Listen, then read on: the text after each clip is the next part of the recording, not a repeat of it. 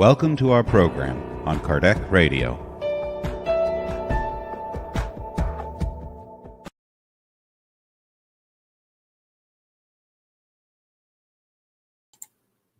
Welcome, dear friends, to the Friday Inspirational Talks.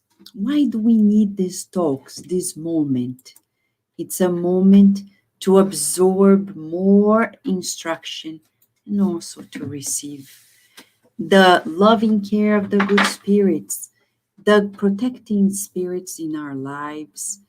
They are looking forward to moments like this, when we are dedicating ourselves time to be in relationship with God. How much time do you spend with God per day? And then you ask, Vanessa, what do you mean? We mean, how much time do we think of God, talk to God, feel God, dedicate actions to God? How many times? Many people are going to say that never. Many people are going to say maybe once a week. It's up to us. So this is the time to spend time with God together. So now we're going to invite you for the deepening of that connection. Let us connect with a message that Emmanuel wrote through Chico Xavier in the book, The Way, the Truth, and the Life, that is going to be read by our dear Carlos. Hi, Carlos. Mm-hmm. All right, this is chapter 75 in Caesar's household. All the saints greet you, but especially those who are in Caesar's household. Paul 4:22. We often hear inappropriate remarks by certain believers which regard to others who have been called to difficult tasks involving money or power. False piety is always ready to criticize the friends who, after accepting a laborious public position, faces more troubles than notes of harmony. A distorted opinion looks at everything maliciously. If the brother or sister in public service is compelled to participate in important social functions, he or she is stigmatized as a traitor to Christ. One has to be very cautious when passing such judgments. In apostolic times, Christians who have pure lives were called saints. Paul of Tarsus, who was humiliated and prosecuted in Rome, had the opportunity to know numerous souls of that type. And what is even more remarkable, he lived with many such disciples who were connected with the Caesar's palatial household. Paul received attention, favors, assistance, and care from them. Writing to the Philippians, Paul made special mention of those friends of Christ. Therefore, do not judge your brother or sister by their apparent fortune or political privileges. Before anything else, remember that there were saints in Nero's household. Never forget such a great lesson. Wow. What a beautiful message. Revealing to us aspects of life, thank you, Carlos, that really sometimes we never thought about. So now we invite everyone to join us in a prayer. Let us hear the sound of God, because we're talking about spending time with God. So what is the sound of God? That's a question for us to feel. It's something that we feel. I've never read anything. It could be the sound of The waters of the sea, could be the sound of the birds. It could be the sound of the heartbeat in our very chests. So it could be the sound of beautiful thoughts and feelings that we're feeling right now. Let us then deepen ourselves in the sounds of God. Dear God, we want to spend time with you. Our life is because of you. It is mind-blowing when we think that we exist because you wanted us to exist. And we understand the countless lives we lost wandering around the lands of your universe and never realizing that we are because of you. So we want to spend time with you to know what to do and to make wiser choices. For now, we understand the new beginning. It is for us an opportunity for all of us to deepen our feeling with you and visualizing all of our homes enveloped by your love, enveloped by your invitation to nourish ourselves deeply and be in synchronicity with you. We visualize loved ones receiving your blessings and our neighbors receiving the healing treatment that they may need. And from neighbor to our streets, from our streets to our whole cities, illuminating with your love our states, the whole country in the United States, in every country in the world, and the whole planet being enveloped by your loving light. We feel the movement of life inside and around us, and we praise you, Lord, for life. May you bless this encounter with you tonight. May you protect us in this endeavor, and please receive our gratitude for supporting us, allowing us, inspiring us, and so be it.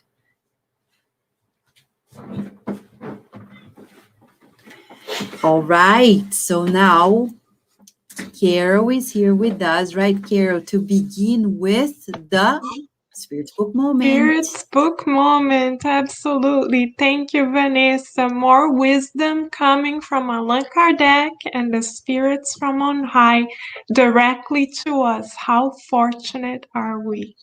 So tonight, dear friends, we are going to focus our attention on part 4 of the Spirit's Book by Allan Kardec, chapter 1, Hopes and Consolations, particularly the section Kardec entitles Earthly Afflictions and Joys. The question we shall focus our attention on is question 925. Kardec asks, why does God favor with the gifts of fortune certain individuals who do not seem to deserve them? We are very grateful to Kardec because most of the time he asks the very questions that we may have in mind. And this very question connects with the message Carlos read to us in the beginning of our session. So let us hear the answer from the mentors from on high. They say to us, the gifts of fortune may look like a favor in the eyes of those who see nothing but the present moment. But be aware, for frequently wealth is a more dangerous trial than poverty. So, in this answer alone, though short, we have many pieces of wisdom for immortality. One, we are being invited tonight to look at life from a spiritual perspective. What does that mean? That we expand our vision to look beyond the present moment, knowing that our experiences today are the results of the seeds that we planted yesterday. So there are no favors in divine justice because God loves us equally. Therefore, if a situation seems as though it is a privilege, it is not, because often, as the mentor spirits are saying, this what seems a favor is in fact a challenge that we are incarnated to overcome by developing divine virtues in the process. So we may also ask ourselves, how may wealth be a dangerous trial? For instance, if we use our wealth only for ourselves, then we may be creating a prison of self-centeredness around us, and we may miss the boat of this reincarnation. Oh, but Carol, we are not wealthy. Yes, we are, dear friends. Even if we speak of one type of wealth alone, the wealth of time. If we use this wealth, for instance, only for ourselves, thinking of our to-do list, of our needs, of our whims, we may also be misusing the gift of this fortune. So we will leave all of us with another question for us to meditate upon tonight. Do we identify the gifts of fortune that we have received? And two, how have we been using the gifts of fortunes that we have received, knowing that there are no favors in divine justice? Thank you, friends. All right. So now, friends, we are here to begin another study together. Why do we need study? Because the more we study, the less we are ignorant, right? About life. So Carol just read question 925 of the Spirit's book for us. And it talks about the choice of good and evil, right? The choices we need to make in our lives. So God, good and evil. And then last week we were studying that, and today the problems of life and the possible solutions. We're gonna go back a little bit to what we've studied last week and expand today, because the way Spiritism understands our earthly joys and sorrows, which is exactly the subtitle of the section that Carol read, which the question was, why does God bless with the goods of wealth certain individuals who do not seem to deserve them? They do not seem to deserve them. And the answer brings relativity to the way we feel and we see life. Because they say it looks like a favor to those who do not see beyond the present. It reminds us of the story, because we're talking about solutions in general.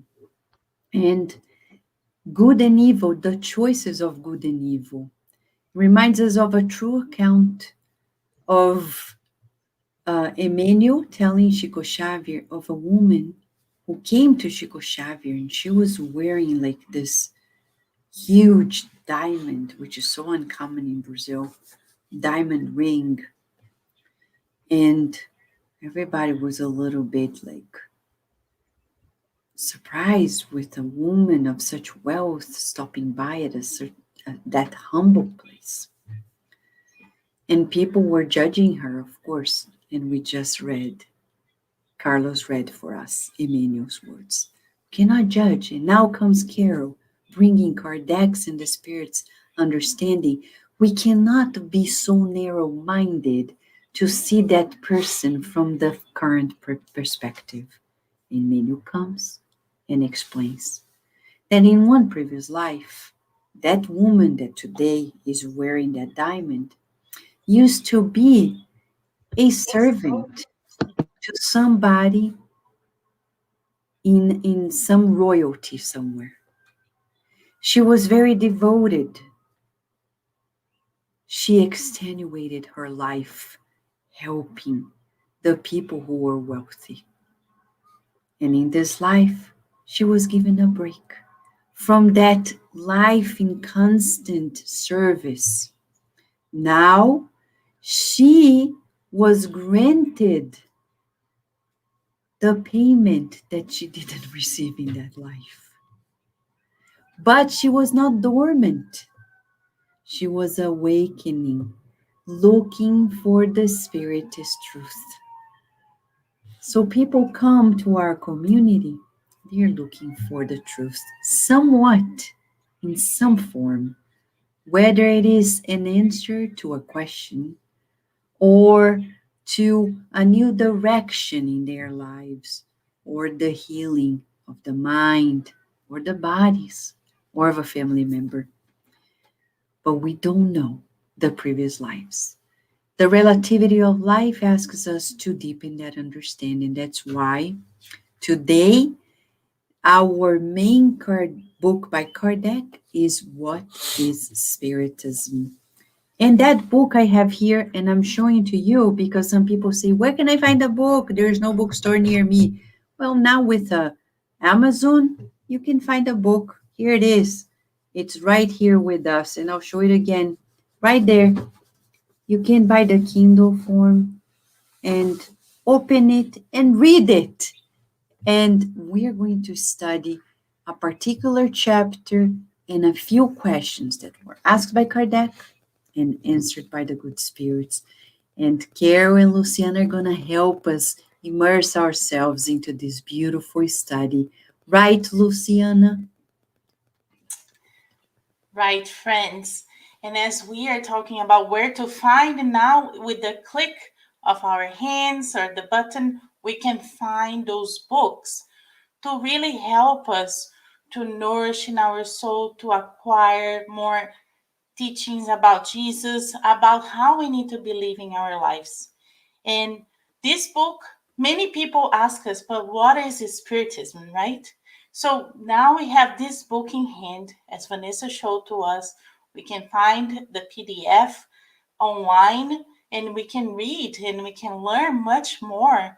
And today we are going deeper in the chapter 3, and is talking about the solutions of a few problems by means of the spiritual doctrine. And this doctrine, as we come here daily, every Friday, and we have the programs on Skydeck Radio daily, bringing us the enlightenment of this doctrine, in which it really brings us a new way to see life, because there's always different ways that we can perceive how we live our lives here.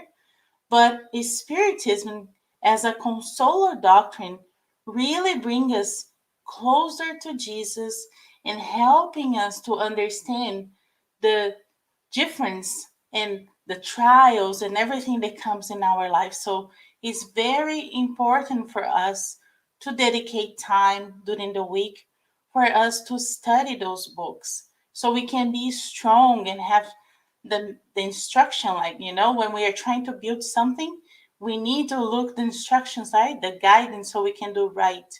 So now Spiritism is here bringing us the tools and everything that we need.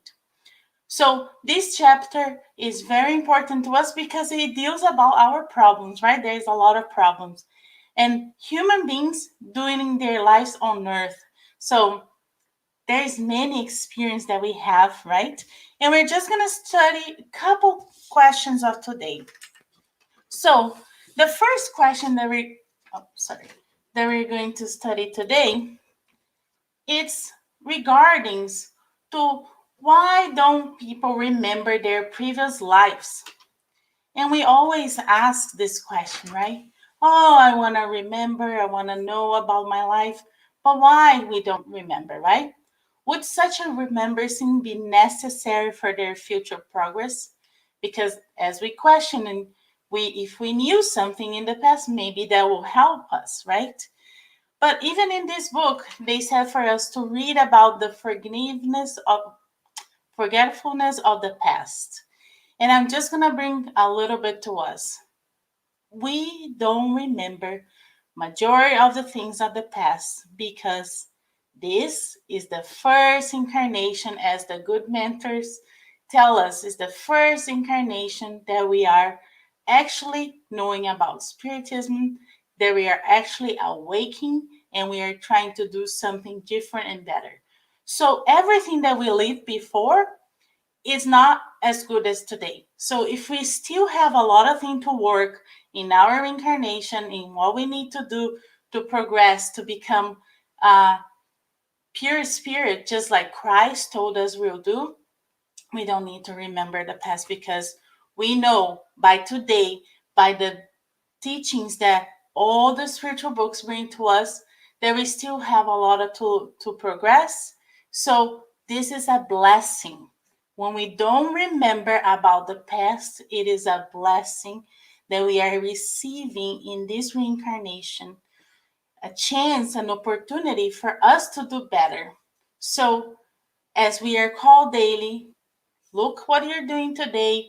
Look, how were you? How were we, right? When we start learning about spiritism, how were we? We were in a way, and after all the studies, after all the books from Andre Lewis, from Kardec, we should be already starting changing, progressing. So this is a blessing, is an opportunity for us to now remember, because we are progressing and we're doing better. Sometimes we'll remember something, and if that it is positive and help us to progress, then it's okay to remember, right? But let us not look to know about the past. Let us look forward, being progressive, looking at Jesus as our guide and model, and strive to be just like him.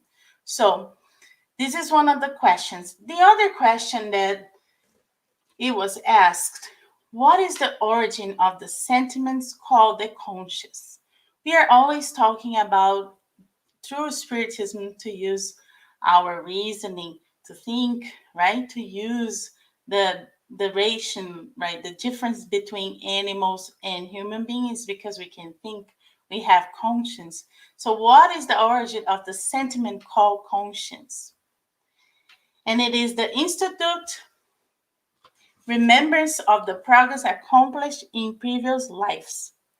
So we have a conscience for what we have accomplished in previous lives, and of the resolutions made by the spirits before reincarnation. Before we reincarnate, there is a plan. We come together with many spirits that work with us to plan what is best for our next reincarnation. Because as we know, we are eternal spirits living progressively. We are here to be better. We are here to know a little bit more about the spiritual world. We are here to progress. So this conscience is the institute of the remembrance of the progress accomplished in previous life, and the resolution that have made when we are reincarnating. So this is a lot for us, right? Because we made resolutions. We plan to be here with good spirits. So everything has a reason, everything is planned. And like the Spirit's book, the first question that we studied with Carol said, sometimes things doesn't look the way it should look to us, but there is a plan. Master Jesus, God, there is a plan. Everything is perfect, right? God has a law, a supreme law, and everything comes for a reason and happens for a reason. Resolution, it does not always have the strength to keep one incarnated.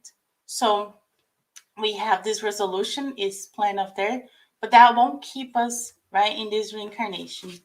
So we always strive to do better. We strive to be a better spiritual being, having the balancing, right? Knowing, acquiring knowledge, and putting practicing everything that we are learning. Because as we learn, it's important for us to take the time to think, right? That's why we say it's food for thought, because when we finish the meeting, we need to meditate about what was presented to us during the study session, what is presented to us during the day in our daily routine, and then absorb, right? Use our reason and put it into place, and then see if that is something reasonable according to the law of God, and we start to slowly put in practice, right?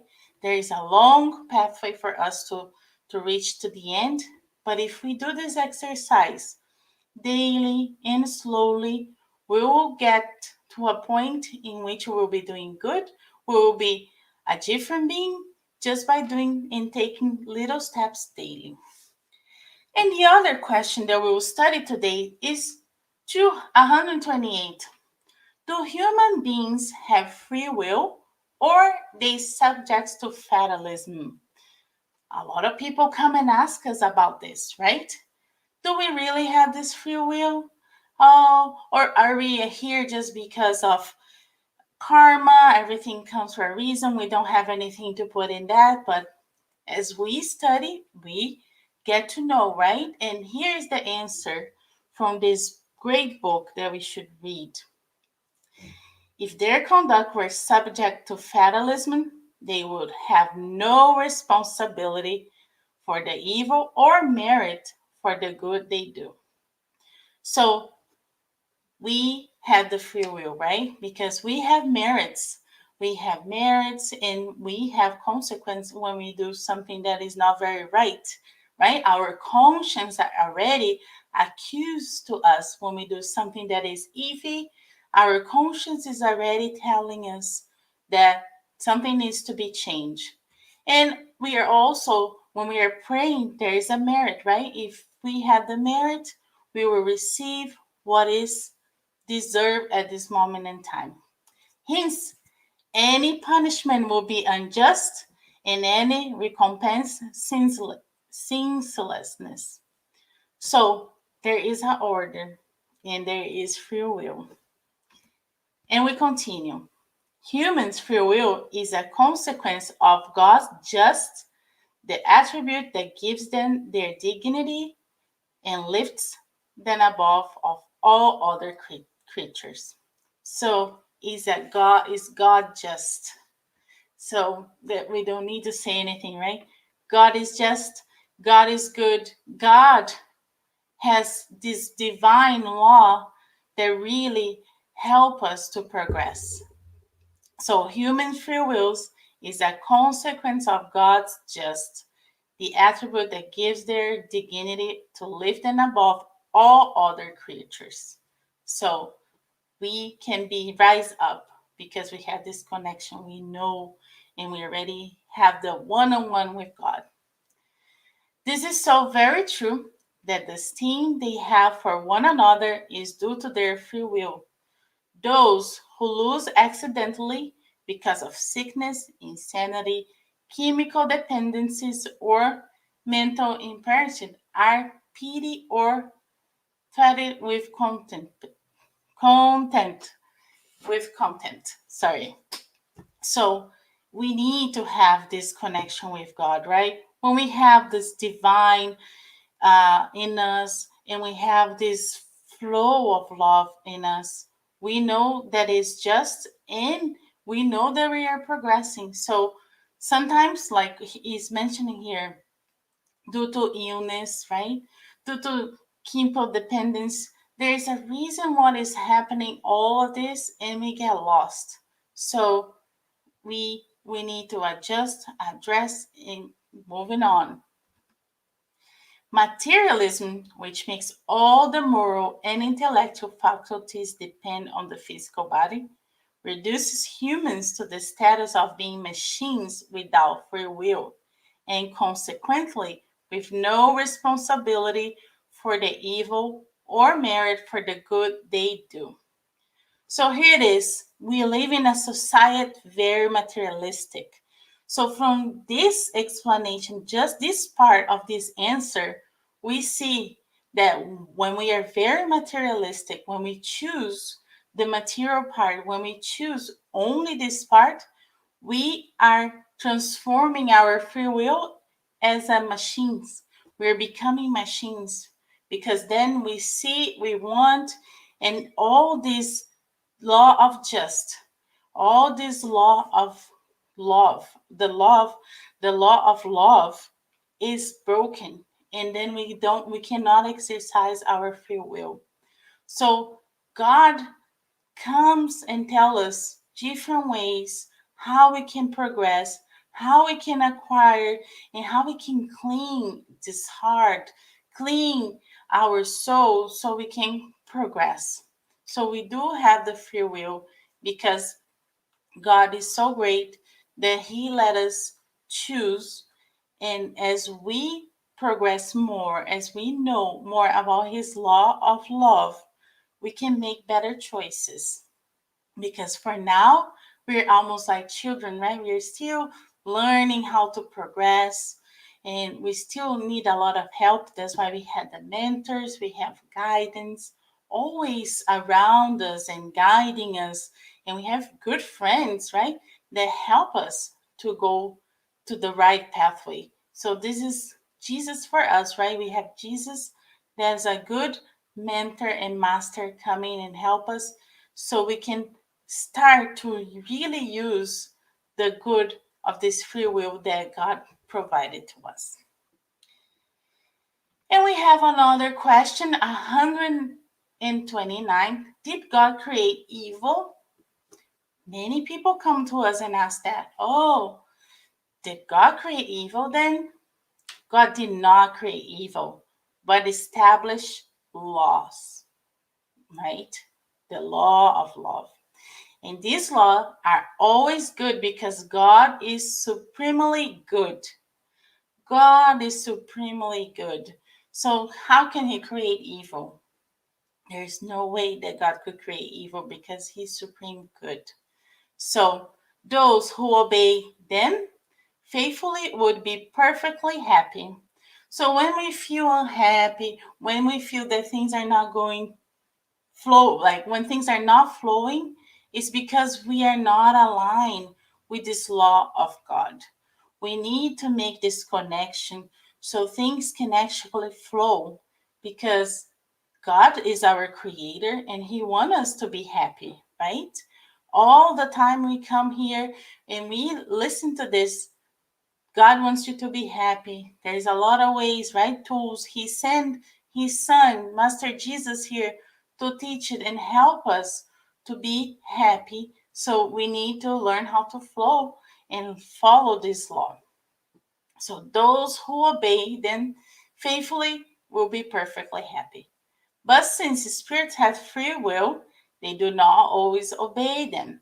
Evil is the result of their breaking these laws. So, as mentioned, if we break the law of God, the law of the goodness, this law that bring us connect with the divinity, and we know when we are breaking the law because we feel different and we start having second thoughts, we start not feeling as happy as we should be. So, God is perfect, He's supreme good. So coming back to the Spirit's book question, so everything there is a reason. So we need just to trust. And to emphasize a little bit more of what we are studying, right? All this difficulty, all the problems that we have, and that we need to be making this connection with the divine, being doing the good, know the law of justice, right? Know the law of love from Master Jesus. We'll bring here a little example from Beatrice from the book Sex and Destiny. This book, there's so much going on in this book, and it's just like our lives.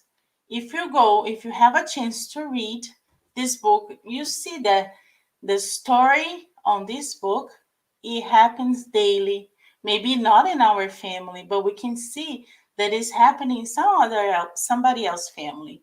So we have different spirits, different people coming together, living different experiences to show the grace, right, of God and why things are happening.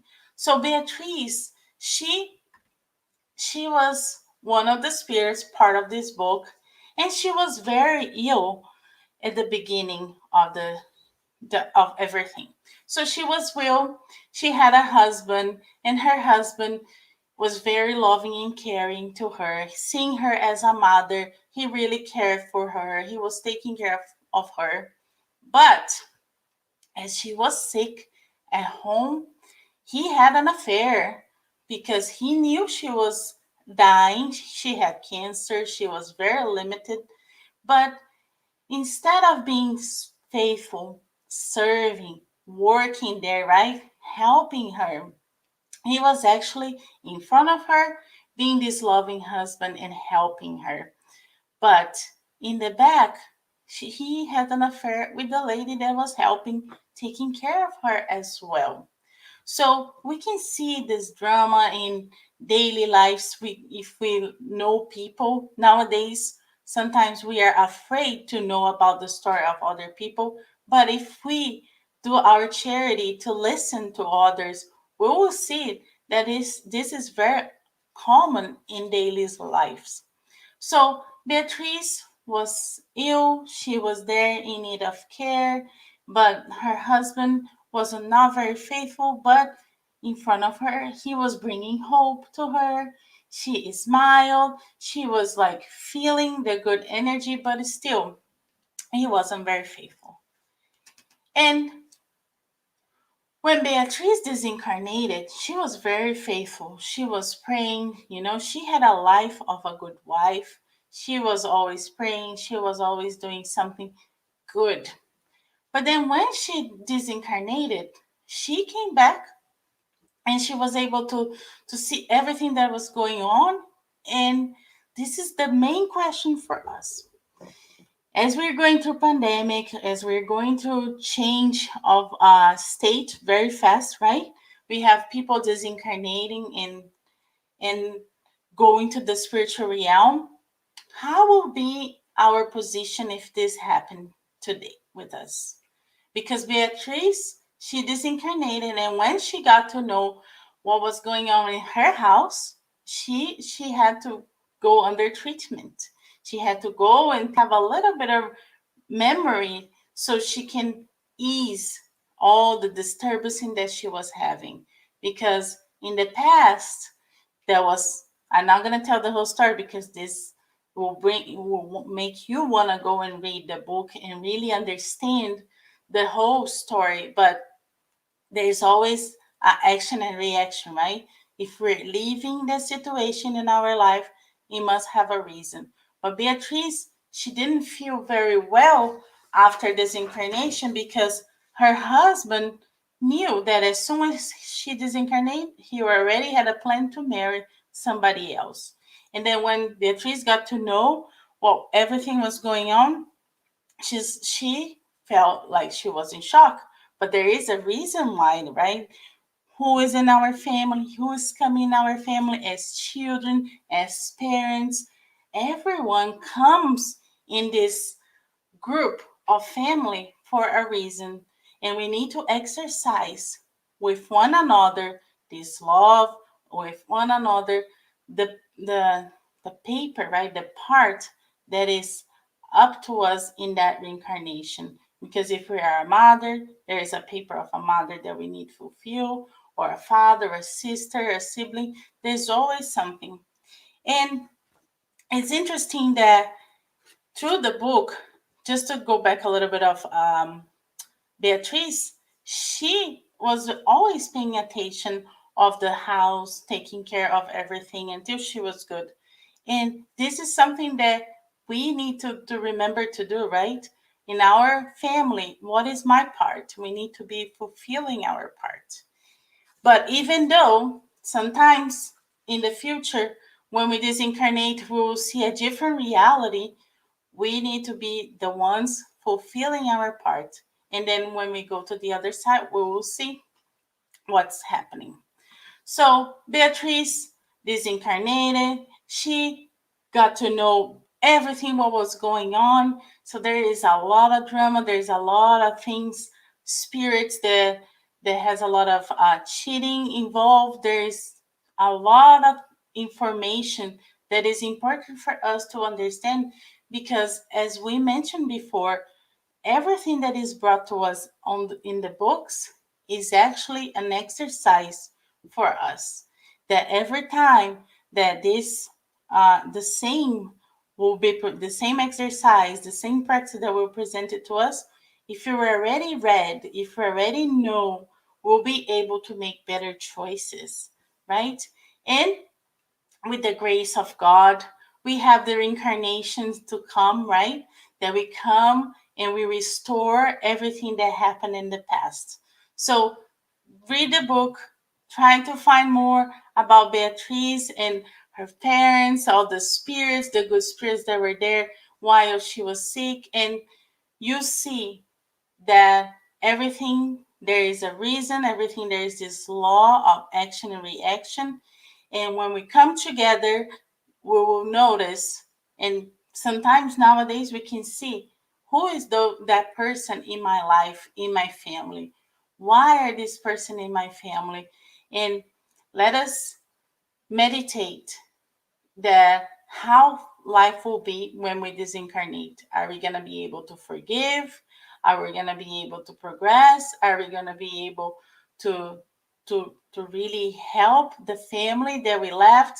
Because if we reincarnate again in the same family, what is going to be the part that we're going to be taking? So in the spiritual realm, we have the open vision of everything that is happening, but while we are incarnated, it's a little bit more difficult for us to really know what to do. But that's why Spiritism, in the book What is Spiritism, and all the other books that we have, is come very handy to guide us throughout this reincarnation, so we can make better choices and rationalize choices once we know the behind the scenes, and what could be an action or a reaction for what we are choosing in our life, right? So with that, we'll stop in this part and we'll bring Carol to continue the second part of the study. Thank you, dear Lou. Of course, Kardec asks more brilliant questions, perhaps the very questions that we have been asking ourselves are the questions that we are going to continue to address tonight, specifically from the book What is Spiritism. So allow us, dear friends, to share our screen with you, because we have prepared some slides that will facilitate our reflection process. One moment. Let us bring the slides. Okay, oops. All right. Thank you, dear friends. So let us continue. We are going to now study questions 130 to 134, continuing exactly where our dear Luciana has paused. So let us continue learning from Allan Kardec inspired by the mentors on high.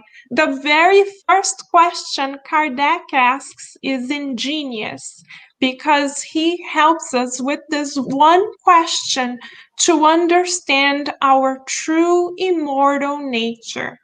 Dear friends, have you ever wondered, have we ever wondered what our true immortal nature past this physical body, past this personality actually is? So let us dig deeper into our essence by reading the answer from the mentor spirits. The mentor spirits clarify to us that the soul, all of us who are here incarnated, and the discarnates as well, is created simple and ignorant, meaning neither good nor evil, but susceptible to taking either the good or evil path in accordance with its free will. So this answer, dear friends, is very enlightening for us because it shows us divine wisdom in two ways. Number one, we were all created equal.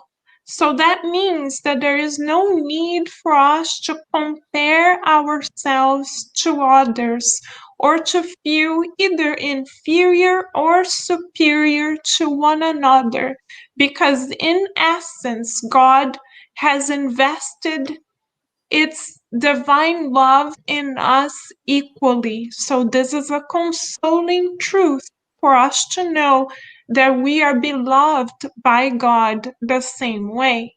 The second divine revelation Kardec brings to us is that of self-responsibility.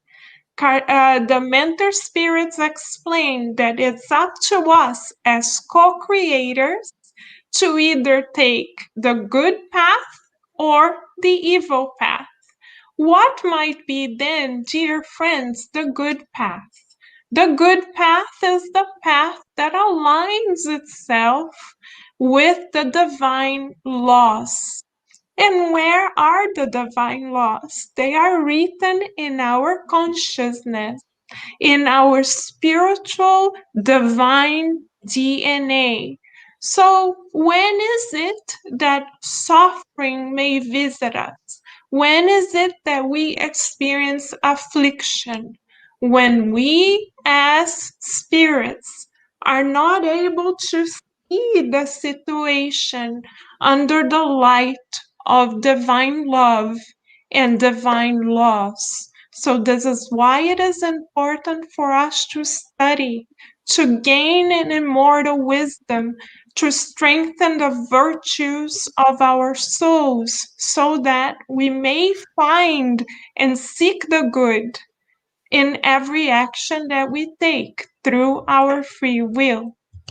The next very brilliant question that Kardec asks, which we may be wondering about at this very moment as we face together a global pandemic, is why is there more evil than good on the earth? And the answer is very illuminating. The mentor spirits explain the following. The predominance of evil derives from the fact that most of the spirits that inhabit the earth are themselves less evolved or progressed very little. So what does that entail, dear friends? That for many lives, as Vanessa mentioned in the prayer tonight, for many lives we have chosen to turn away from the good in and out of us. We have chosen to not prioritize living a God-centered life. We may have chosen not to invest in our own virtues because we were likely distracted by the material apparent priorities of life. And in this way, we may have progressed materially and intellectually, but not morally.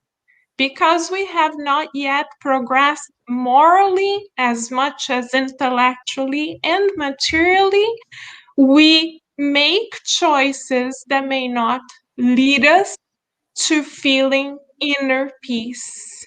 This is why the mentor spirits explain that evil is still predominant. So then, because evil is predominant on the earth due to our own very choices, Kardec follows up this question with another question. What is the cause of the ills that afflict humanity? And this question is particularly relevant now when we are undergoing a global illness or affliction.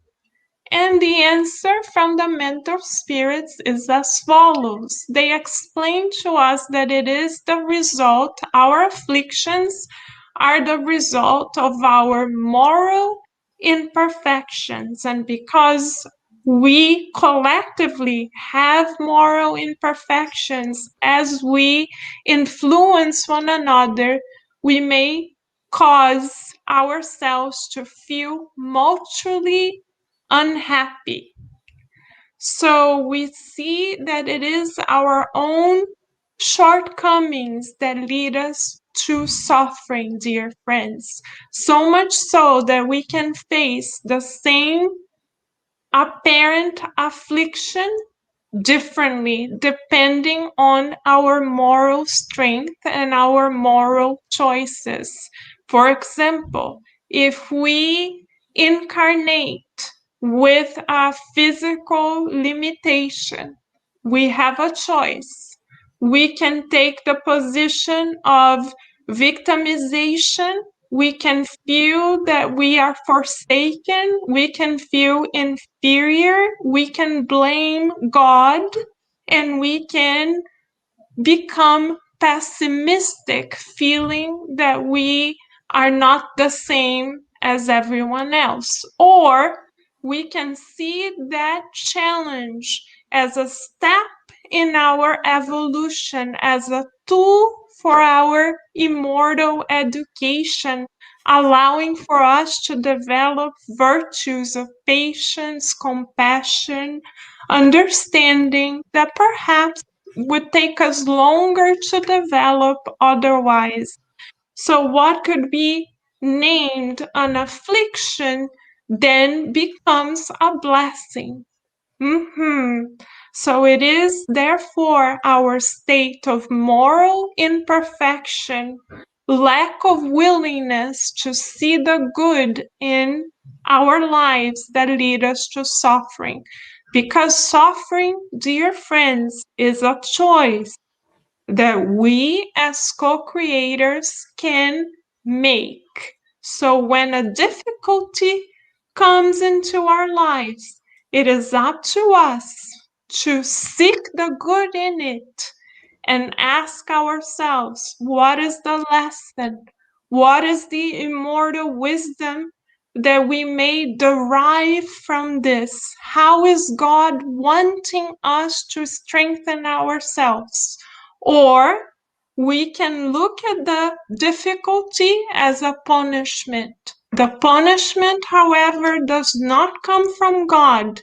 It comes from our lack of preparation and or willingness to seek the good. So here's an invitation for us to learn, practice seeking the good, because in that way we will diminish our suffering.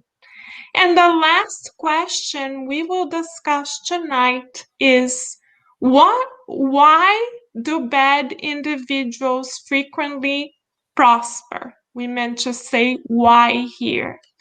And the mentor spirits explain the prosperity of bad people has useful consequences for them in future existences, while the affliction of the good lead to lasting happiness. So how may an affliction lead to lasting happiness?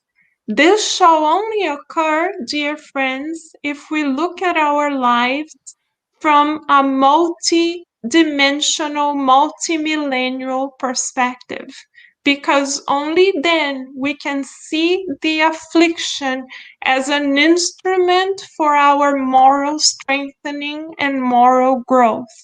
If we choose to see an affliction in this manner, then we shall find happiness. Let us take the pandemic as an example. Because of the pandemic, we are having more opportunities to stay at home, to connect with family members on levels that we hadn't perhaps before.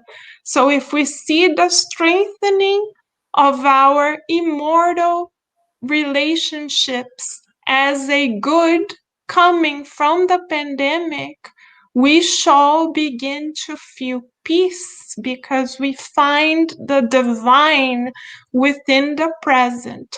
How, therefore, can we find happiness today? How can we find the presence in the present? By making the present pleasant. And the only way we can make the present pleasant is by connecting with the good that comes from God.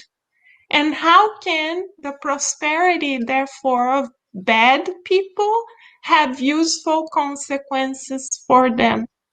Let us imagine a spirit who had a position of authority in the past and misused that power.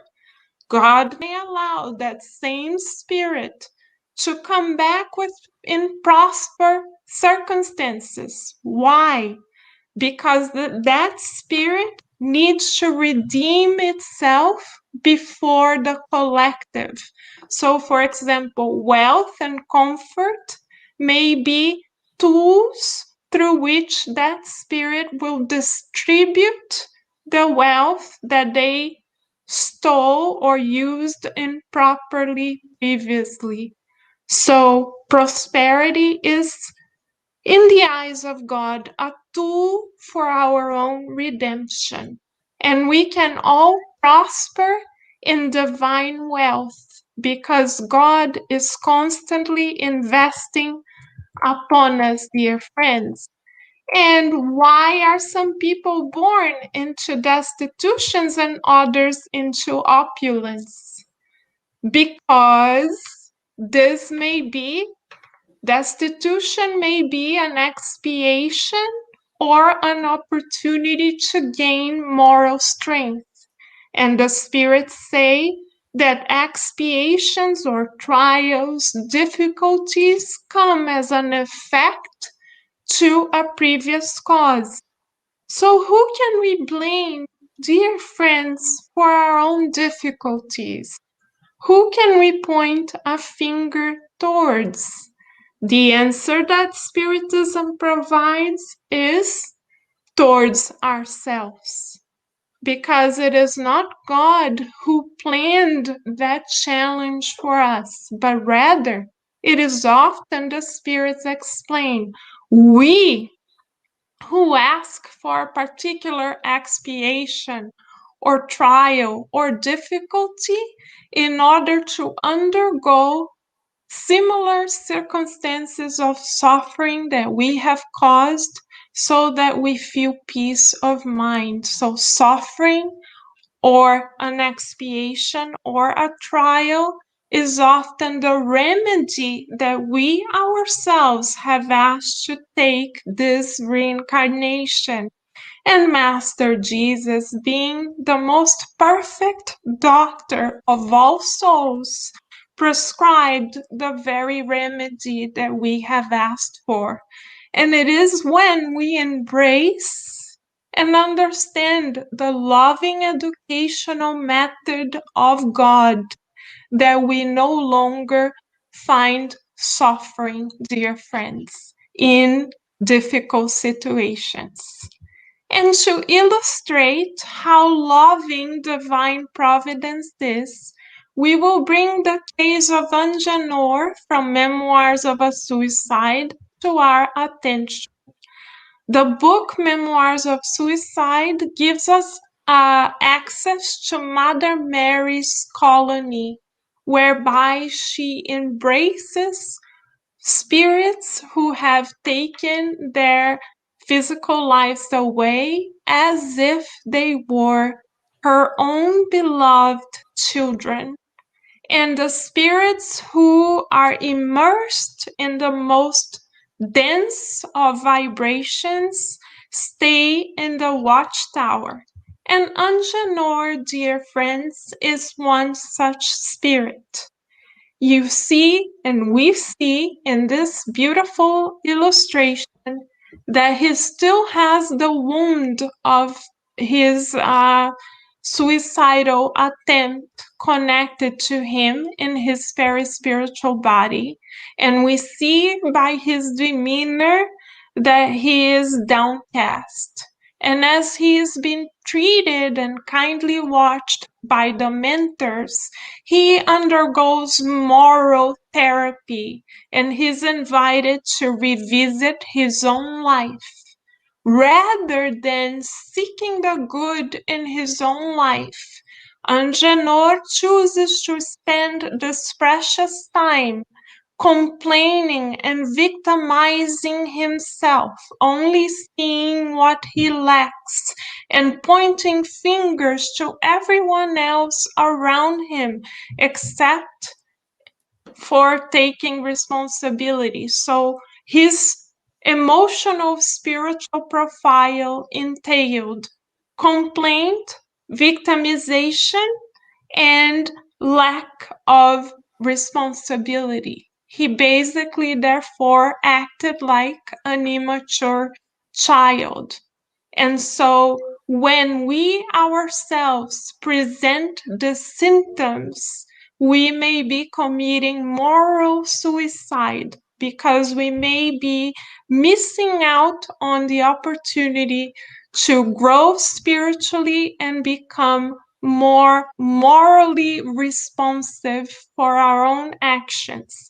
It takes a lot of efforts from the mentor spirits to call Anjanor to reality and to call him to see divine providences, guiding light shining in his life. We recommend that we all immerse ourselves in his case so we avoid committing moral suicide and much less physical suicide by staying away from the symptoms of victimization, complaining, and the blaming of others. And what is the remedy for us to avoid committing a moral suicide, missing out on the beautiful opportunities of moral growth? The remedy is feeling divine providence. So we will finalize tonight's study giving all of us a reflection question because we are incarnated to feel the scriptures. So our final question for tonight will be the following. Can we feel divine providence acting on our behalf? Because when we are aligned with God's love, we can always find and feel the good in our lives. And to help us to feel the good in our lives right now, understanding that the present is a true gift from God, we would like to call our dear friend Camila Bial to do our closing prayer tonight. Thank you, Camila. Thank you, Carol. Hello, dear friends. May we close our eyes, relax, and concentrate on this loving prayer. Dear Heavenly Father, guardian angels, and spirit mentors, we come to you in this very moment with our hearts wide open, allowing our spirits to be uplifted to a higher vibration, closer to you, closer to the spiritual realm. Dear Father, we come to you in gratitude for your unconditional love and your infinite mercy. May your comforting light extend over everything that you have created and help those who suffer. As your co-workers, may we form a current ray of light in your name, and may this bright light emanate higher vibrations to those around us, from our homes to our neighborhoods, from our towns to our states and countries, enveloping and reaching all humanity. May this light bring feelings of hope, renewing our faith and enlightening those who seek the truth. May our conscience feel enlightened regarding of our faults, and lift from our eyes the veil of pride and selfishness, allowing feelings of compassion, fraternity, and charity to fuel our hearts as one united world. May we feel inspired to be a source of faith, hope, and kindness to our family members, friends, colleagues, and anyone in need. We have so much to be grateful for. Gratitude for the opportunity to grow spiritually and be able to exercise kindness and forgiveness towards ourselves and others. It is through fraternal understanding that we learn patience and humility. May we realize that life challenges are simply stepping stones to our spiritual progress. It is through obstacles that we perfect our understanding. We are grateful for the opportunity to study the tools of goodwill and in all services that signify your divine work in our planet today and always. Dear God, in your infinite mercy, we humbly ask for your strength to bear any difficulties and trials of this life without complaint. May our hearts be open to the loving messages of our guardian angels and protector spirits have to share and guide us on. Dear Heavenly Father, may we enable ourselves to be worthy of your benevolence. You know our needs. May they be fulfilled according to your will. It is with much love in our hearts that we ask for your permission to close tonight's meeting, and so be it.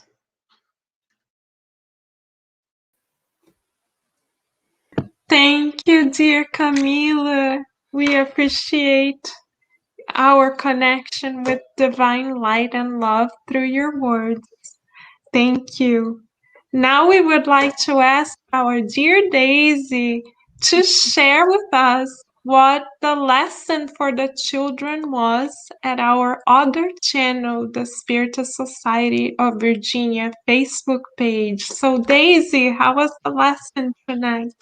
Yes, hi Carol, hi Lu and Camila. So nice to see everyone.